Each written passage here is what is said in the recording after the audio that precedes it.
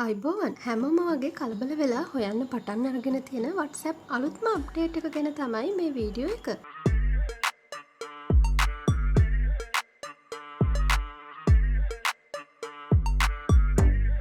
WhatsApp සාමාන්‍යයෙන් පාවිච්චි කරන්න පුළුවන් උනේ එක දුරකථනයකට විතරයි. WhatsApp වෙබ් පහසුකමත් ගිය අවුරුද්ද වෙනකන් තිබුණේ එක පරිගණකයකට විතරයි. ඒත් ගිය අවුරුද්දේ ආපු අප්ඩේට් එකකින් පස්සේ එකම WhatsApp එකට WhatsApp වෙබ් 4ක් පාවිච්චි කරන්න පුළුවන් වුණා.